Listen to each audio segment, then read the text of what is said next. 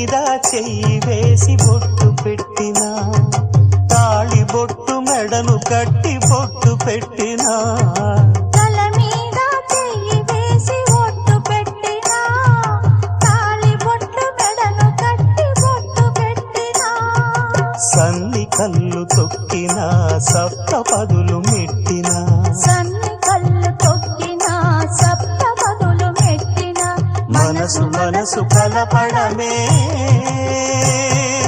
మంత్రం పరమార్థం. శ్రీరస్తు శుభమస్తు, శ్రీరస్తు శుభమస్తు.